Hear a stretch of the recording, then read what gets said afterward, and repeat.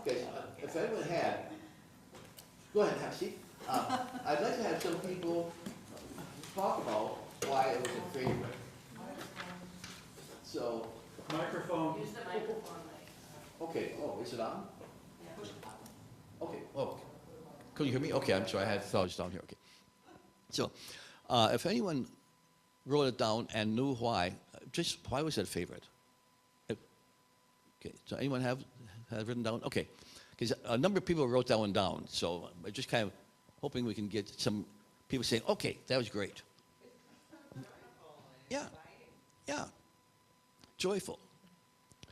Well, a little bit about Carolyn McDade, because we have a number of hymns of hers. I just want to touch on this. Again, I'm not spending a lot of time on the background of hymns or on any of the people, because the story and history of hymns would be about a 3-hour seminar, and I don't think we have time for that, or patience.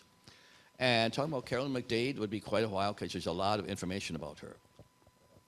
Now, Carolyn McDade was not actually a Unitarian, although we tend to have taken her songs as a very important part of our church.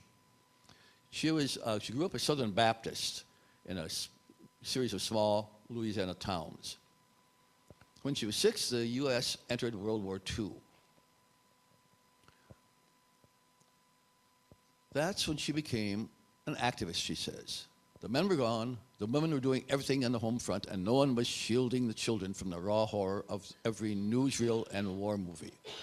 I never forgot Hiroshima and Nagasaki, she says.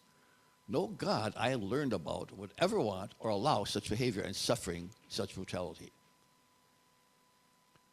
So she got married, had 3 daughters, separated. Then she started going and basically getting involved with a time with the Freedom Riders. She butted up against her church upbringing. Our churches were silent. Yet if I took the theology of my childhood, I had to be active.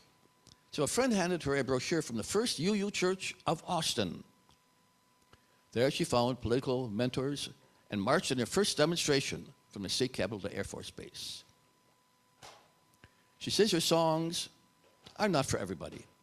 She doesn't expect them to appeal maybe always to men or mixed groups or even younger women. In fact, a few years ago, one anonymous UU blogger called her songs overly sincere, dripping, and maudlin, and launched an online conversation among anti-fans. So, there are mixed reactions to everything.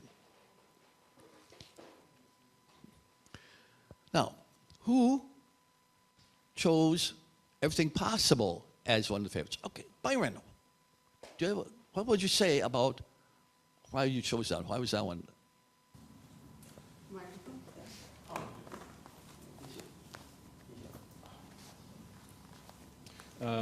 Always been my favorite hymn. The message of hope for the uniqueness of humanity against the tyranny of the uniformity and the in crowd. I just admire it so much. I do have a huge beef with Reverend Small's new lyrics. That's a topic for another day. Thank you. Now, this is one, for me, one of 2 hymns that to me express so much about Unitarianism, about who we are. Growing up in a small town, not everything seemed to be possible. And when we were kids at high school, they had release time during usually springtime, where people would go and each church would then have everyone come to their church. And so we'd visit each church. As we went to the Assembly of God Church, what I remember there is nice people. A couple of my friends went there. Well, one of the hymns had in its words, "But I am a lonely worm. I am a lowly worm." Now, as a very shy kid, that did not feel good, and that's why it so sticks with me. So, for 40 years, this song, Everything Possible, has encouraged children and adults to live and love freely, written in 1983 by Reverend Fred Small, who was a professional folk singer and songwriter before becoming a Unitarian Universalist minister. Everything Possible is a favorite among UU's LGBTQIA plus choirs, folk singers, children, families, and others. I remember at one of the times when we were up at Camp Unistar, they had, after the kind of potluck gathering, they had some folk singing going on.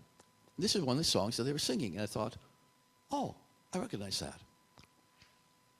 So, in the gray or teal hymnal, if you have that, number 1019, Everything Possible. Oh, teal hymnal. Teal, okay. 1019.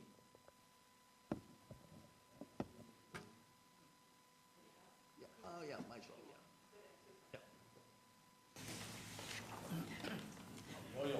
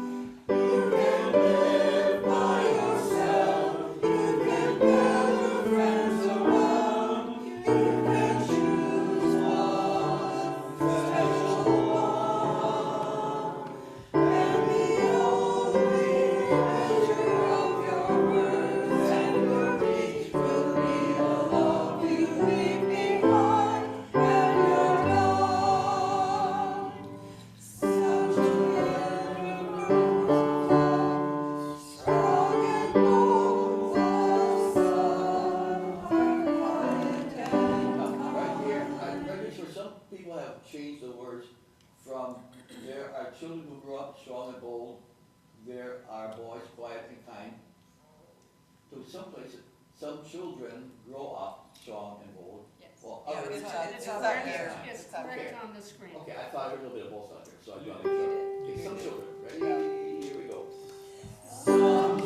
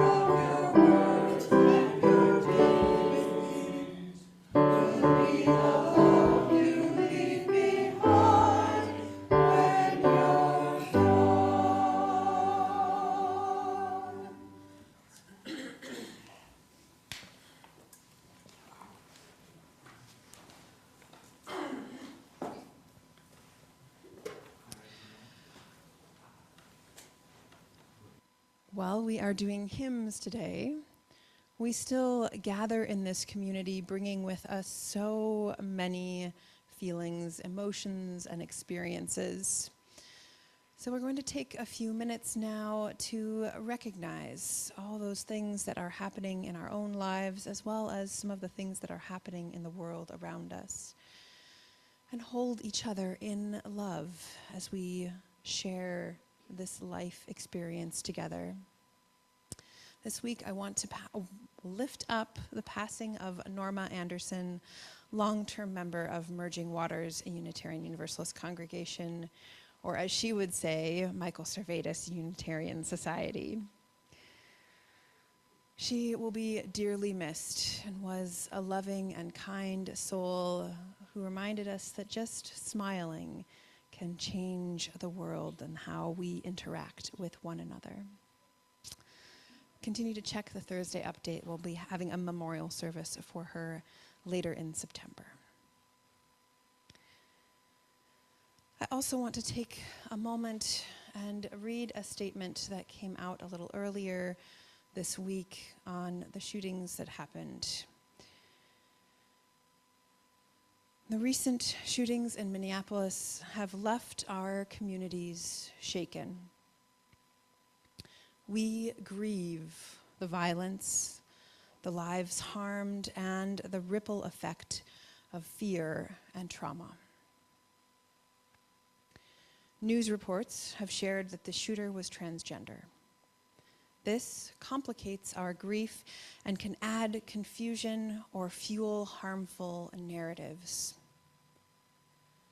As faithful people, we must speak clearly. One person's violent actions do not negate the sacred worth of all transgender people.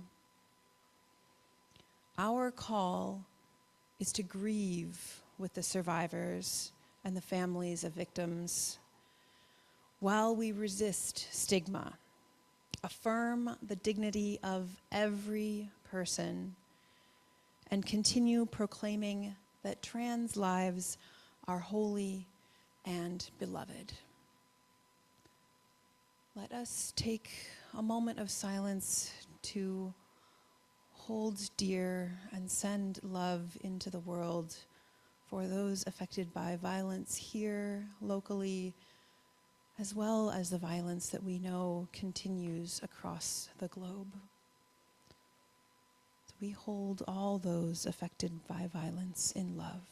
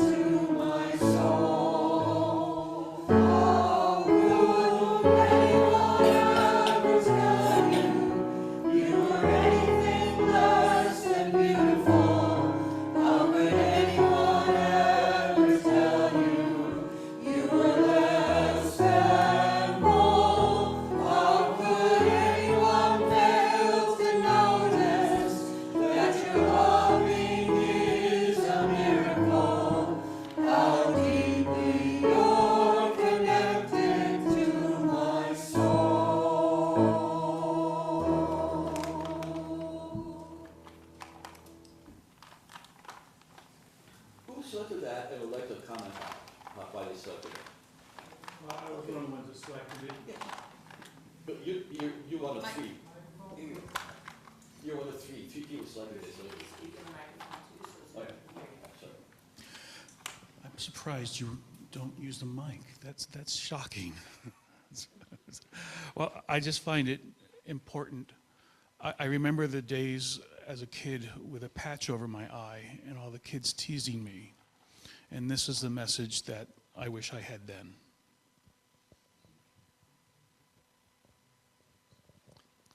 And as I mentioned for the other hymn, as a real shy kid, very introverted in school, this is one I wish I had known about. This was written in 1988, and the song spread like wildfire to become an internationally beloved anthem of hope and healing.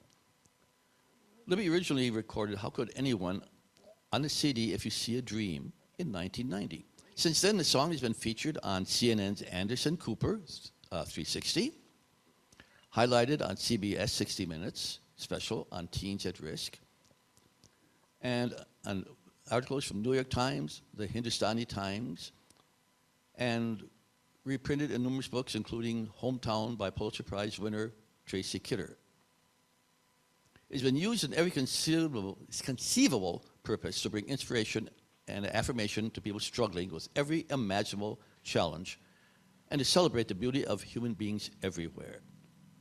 It's been featured in every format, from videos, films, slideshows, hospitals, prisons, kindergarten, marches, peace gatherings, weddings, funerals, and shelters. And Princess Diana even wore a T-shirt with the lyrics when she worked out at the gym. So the idea of self-worth, it's a question to challenge negativity and to focus on connection. How could anyone? And again, it's one of what I consider the two most important songs of who we are as Unitarians. So now we go to probably one of the most popular ones, written by Jason Shelton. And who chose this one? Anyone have a hand? Oh, Fire of Commitment. My bad. Fire of Commitment. Okay, Kathy, anything you'd like to say about this one? Oh, no, she'll come up here. Okay, the song is The Fire of Commitment. And I like this because the rhythm is really jazzy. It's got a lot of life. It's got a message of not just talking about and contemplating things, but actually getting off our butts and doing something, which I think we really need in this very troubling time.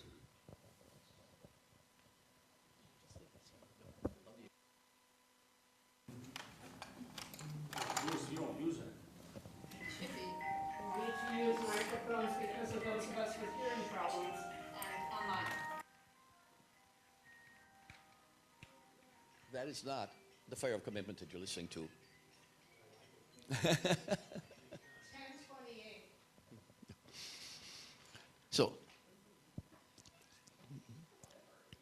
Mary Catherine Moore's lyrics for Fire Commitment were inspired by the 50th anniversary celebration of the First Unitarian Universalist Church of Nashville in 2002. It reflects core Unitarian Universalist principles, primarily focusing on the themes of remembering the past, committing to justice, and having a hopeful vision for the future. The rhythm, like Kathy mentioned, gets in your blood. The melody lines hum in your muscles. And this is from the source. I'm trying to think. I didn't write the name of it down on here, but it's kind of interesting comment by one of the UU ministers. The song feels as natural to you and naturally yours, as if it had emerged from your own mind and soul. This is how this one is for me. From the moment I first heard it, it made sense to me. The 5/4 rhythm to the rolling musical phrases and the vibrant lyrical metaphors. I think I had this memorized before I realized I even wanted to learn it. What made it fun for me is I do like jazz. And anyone who knows jazz might probably know Dave Brubeck's Take 5, or From the Planets, I think Mars, the planet Mars was in 5/4 time, which at that time the composers did not know how to direct. And so they would direct a 1, 2, 3, 4, 1, 2, 3, 4, 1, 2, 3, 4, until they began to understand as 1, 2, 3, 4, 5. So even this rhythm was difficult on here, but it's a great rhythm for him. So it's on 10:28. I think we need to stand for this one and get moving with it.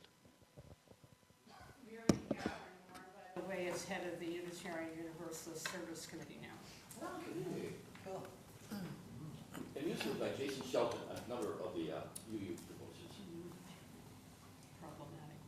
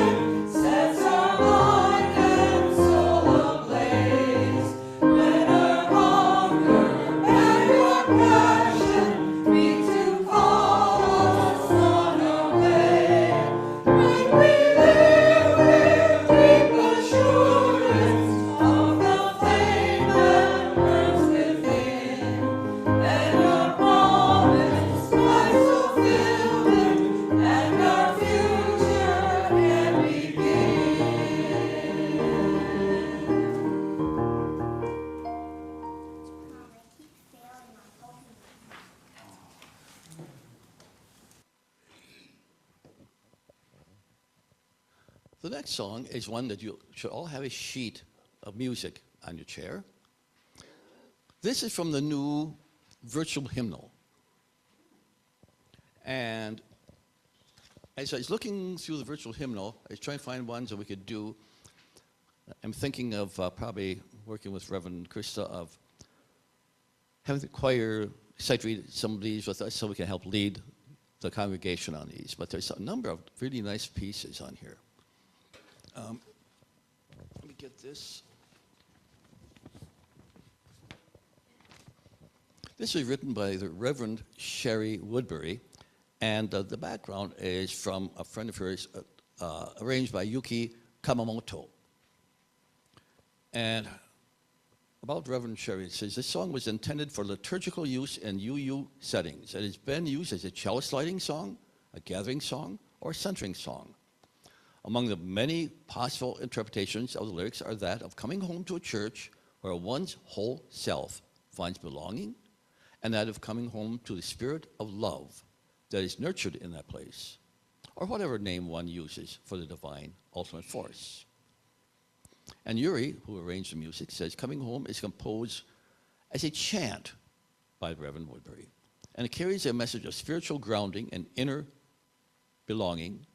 In arranging this piece, I drew from both my cultural background as an Asian living in the United States and my personal experience of navigating between identities and homes. This musical arrangement seeks to deepen the contemplative quality of the chant, creating a sonic landscape that honors both its spiritual roots and a universal longing for home. During the prelude, I was playing this about 3 times to kind of put it in your ear. I'll play through it once, and then I'll ask you all to join. Just remain seated on this, and we'll sing through it twice.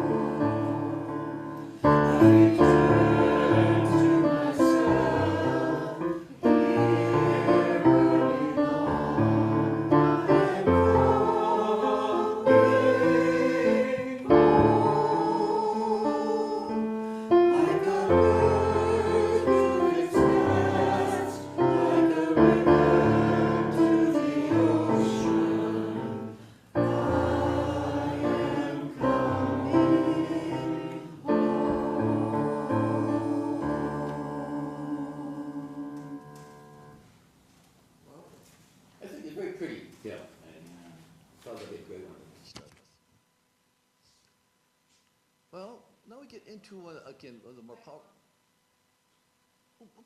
I thought I might pick it up. Sorry, yeah. Now we get into one of the hymns that is one of the more powerful ones. This is My Song. And My Song is an internationally recognized hymn.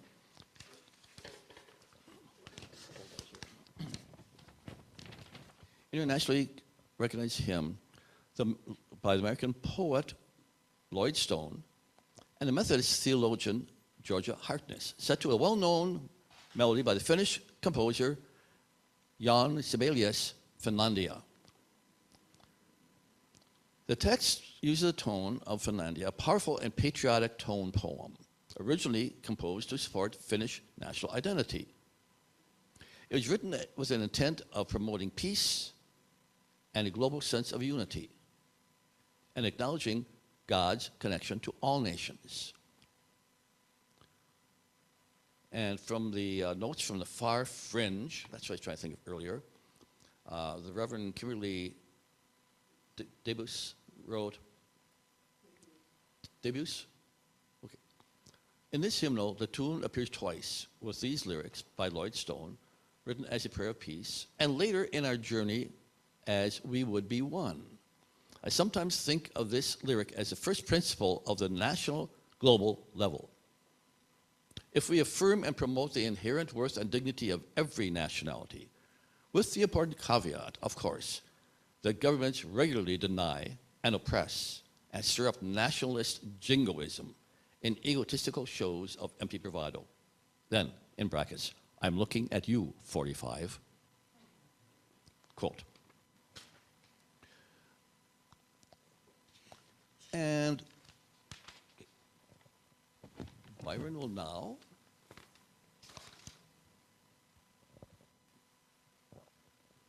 Oops. In the original lyrics,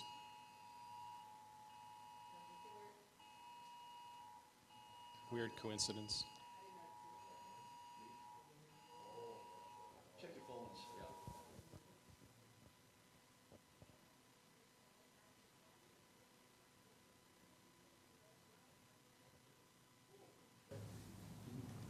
Well, that was a fun coincidence. In the original lyrics, the message of this hymn is addressed to the God of all nations. I find it much more meaningful if addressed directly to the people of all nations, affirming for them our conviction that we all share a common humanity.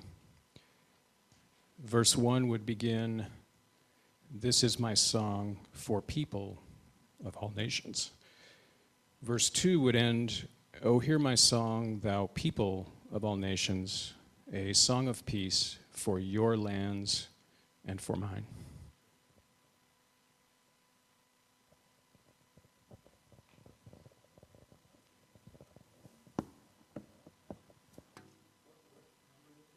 One, 159 in the Gray hymnal. 159.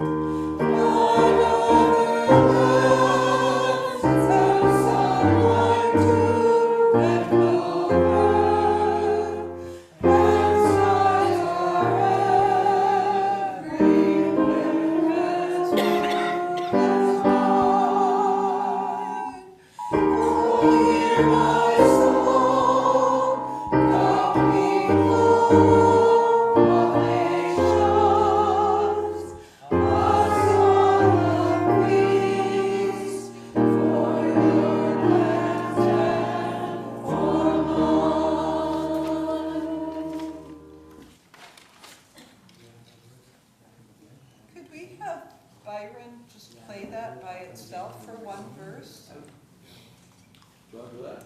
That would be lovely. We can, but I think we might need to drop a song. Okay, we'll drop on some. We're getting late. Okay, what time is it right now? Almost 3:30. Okay, so, yeah, let's go through that and then, we'll talk. Okay.